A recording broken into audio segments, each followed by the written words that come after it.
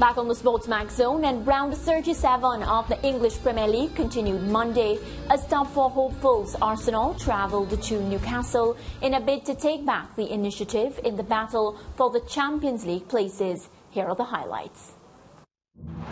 Kraft. Lost the back in numbers, but not necessarily in the right places. Ramsdale didn't deal with it and got help from White in the end. Good run in the team. The thing is that Alex Lacazette will move on at the end of the season. Nketiah represents the future. There's a chance. Here's Saka, who certainly represents the future. Nicely worked. Fair enough challenge, says referee England. Here goes Saint-Maximin, going for the maximum. And Buffer and Ramsdale would have got it. Well, this is better from Newcastle. Wilson waiting in the middle. Callum Wilson!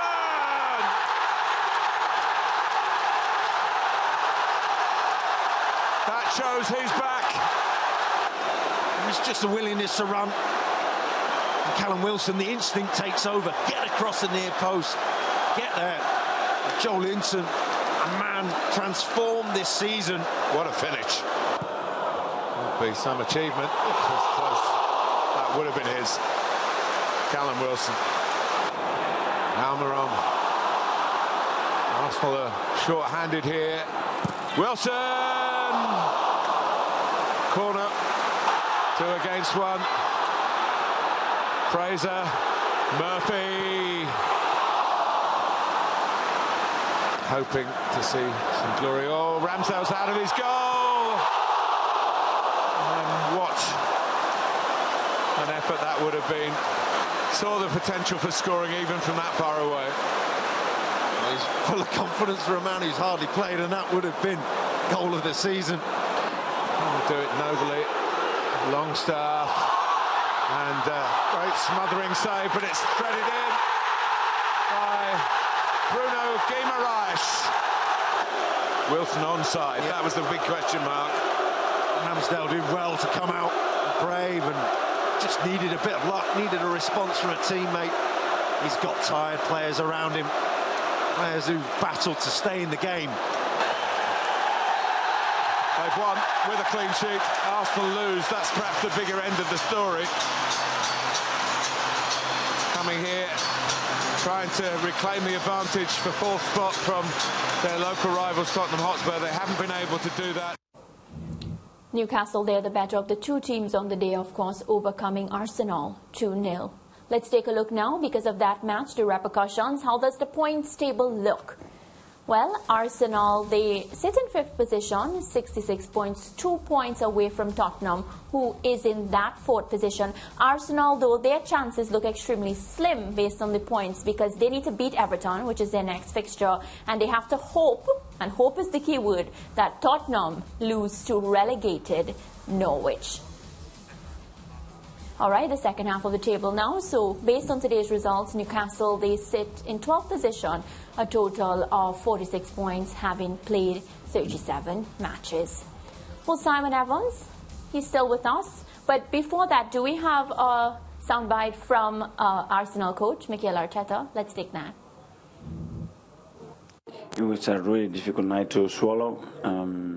Newcastle deserved to win the match comfortably. They were much better than us from the beginning to the last minute, and we had nothing in the game. They were much better in every department. They were much better in the duels, in the second balls. Every time they kicked the ball up, they could manage to do so. We were poor with the ball. We didn't defend the restarts of play or set piece in the way we have to do. We had nothing in the game. What I'm saying here, that is extremely disappointed that Newcastle were 10 times better than us and fully deserved the match, and the performance is just nowhere near the level that we have to play. We want to play in the Champions League. Well, as I said before, Simon Evans is still with us. Simon, a disappointed Mikel Arteta, and rightfully so, because a big blow, a massive blow to the top 4 chances. Yeah, I mean, it's hard to disagree with him. Very honest assessment there from Mikel Arteta, wasn't it? 10 times better and really so far away from the level they needed to be at if they were going to qualify for the Champions League. You know, it was a big blow from them last week, losing to Tottenham, obviously, in the North London derby. That shifted the momentum towards Tottenham, who rather fortunately managed a 1-0 win over Burnley at the weekend. But Arsenal were poor tonight. Newcastle were much better. In fact, watching that game, you would think it was Newcastle who were pushing towards the Champions League places and Arsenal who were in mid-table. And in fact, you know, with the reinforcements you expect Newcastle to make over the summer, that might well be the case next year. Yeah, a lot of confidence for Newcastle to walk away as they get ready for the next season. I know this season is not done, but the match today against Arsenal will, you know, definitely make them feel as if they can challenge next season once they strengthen. Yeah, I mean, they strengthened in January with the money they got since the Saudi Arabians took over, and they brought in Eddie Howe as a manager, replacing Steve Bruce, and he's done a fantastic job. They play a much more enterprising kind of football, very dynamic. They moved some players around. Joe Linton, the Brazilian, who was a total flop as a centre-forward, looks a really good player playing in midfield, and they look a much better side. But, you know, I expected Arsenal to go out there and try and dominate possession and play like a top 14 would against the mid-table side. And they just never got close to that. Yeah, I tend to believe strongly that, you know, once the leader is, you know, shaken up, their head is not in the right place, it sort of reflects in the team because you can see the chaos and, you know, what really takes place on the field. Mikel Arteta specifically, and I'm talking about him, based on how he reacted when they lost to Tottenham in the last match, do you get the sense that he has to take a lot of responsibility for the type of football that we've seen from Arsenal this season? You know, the one thing that's still there, a problem, even though Arteta's improved Arsenal, there's no doubt about it. You know, they were looking like a side this time last year who were going to be finishing 10th or 11th. This year they have challenged for Champions League places, but there's still that thing missing, something missing about Arsenal. And for me, even the really good quality sides, the Liverpools, the Manchester Cities, they have that sort of guts and spirit and team effort to be able to turn games around and just grind out the points. We saw it at Manchester City at the weekend, 2-0 down at half-time. Their heads didn't go. They came out. They knew they had to get a result, and they got one. And Arsenal, it just doesn't seem to be there. It's a nice collection of players, young players, technical players. They are better than they have been, but they're just missing that spirit. Yeah, how much of a heartbreak is this for Arsenal fans, Simon? Because in the point standings, they are 20 points better than Newcastle. So based on the body of work that both teams have displayed so far this season, Arsenal are a better team than Newcastle. Both are coming off heavy losses. Newcastle were spanked 5-0 by Manchester City in their previous game, and Arsenal had lost 3-0 to Tottenham. So why wouldn't Arsenal rebound from the Tottenham loss with the sort of vigour that Newcastle rebounded from their Man City defeat? Yeah, I think a lot of it's expectations, isn't it? I think Newcastle would have gone into a game against Manchester City and sort of hope not to get beat 5-0. But they know they're not going to be beating Manchester City at the moment. Whereas Arsenal went into that North London derby really thinking, here's a chance to cement that top 4 spot. We're going into the Champions League. Arsenal are on their way back. And then their closest rivals turned them over fully deservedly, dominating them. And they looked tonight like they hadn't recovered from that. Really, mentally, they looked like they were still suffering the hangover of that defeat to Tottenham. Yeah, your assessment of Conte's work with Tottenham since he arrived there, given where they are at the moment? Yeah, I mean, they had a tough game on Sunday. You know, Burnley went there looking for a point and were really well organised, and Tottenham, a fortuitous penalty in my opinion, but they managed to grind out a 1-0 win. And Conte said afterwards, he said 3 months ago we wouldn't have been able to do that. And I think he's right. He's brought some solidity to Tottenham. They have quality in attack. Son and Kane and the wide players that they use and rotate around them are a real threat, a top quality threat. There's not enough quality, I think, in the midfield necessarily, but there's a solidity there. Conte turns teams into winners. He does this constantly. You know, that Inter Milan team he had in Italy wasn't a great team, but he got results out of them. He won the league with them, and he has that habit of, and he's doing it again.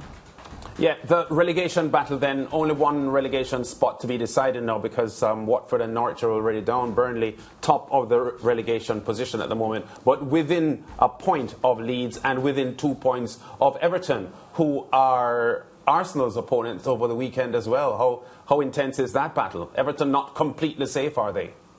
No, Everton made a mess of their game against Brentford yesterday, losing that one at home 3-2. They could have made themselves safe with a win in that game and got 2 players sent off as well. They've got some injury problems. They've got Crystal Palace before the weekend. Burnley and Everton both have games in hand on Leeds. So Everton at home to Palace, you would think if they can get a win there, then they're good. Burnley away at Aston Villa is a tricky one. They just lost at home to Aston Villa. And then it comes down to the final day, and Leeds United have to go and get something at Brentford. I think it comes down. I still think Everton will use that game in hand and they'll get out of it. And against Arsenal now, you look at it and think, if Everton really go there fighting for all points and Arsenal sort of know that Tottenham are going to get the win at Norwich, and they might be even more downhearted. So I think Everton will pull out of it, and it's between Leeds and Burnley, really. Simon, always great talking to you on the SportsMax Zone. We'll be in touch. All right, all the best. Yeah, Simon Evans there talking to us from England, live and direct, Mariah. So right down into the closing stages of the season, and even though there was a stutter for your team, Man City, they still look safe enough. I think that the odds would still heavily favour them winning. Yeah, safe enough. And you know what I love about this season? I mean, the 4th spot is still not decided, as much as Arsenal had a bad game today. Well, a terrible game today. And then even with the top of the table, it's not outright. You can't say who's going to win. So those 2 positions, still in contention. Yeah. A lot of nerves. And a huge battle on for the relegation spot as well. So we're looking forward to that. Yes, Lance, most definitely looking forward. Well, still to come on today's show, the West Indies captain, Stefanie Taylor, in the winner's circle, leading the Tornadoes to the inaugural Women's Fairbrake T20 title in Dubai. We have the best bits from the final later in the show. We are also discussing whether off-track issues will derail a promising career. Yes, we're talking about the fast American Sha'Carri Richardson. And coming up next, it's our NBA segment. Luka Doncic and the Mavs are in the Western Conference Finals after beating the Suns. They will play the Warriors, who knocked off the Memphis Grizzlies.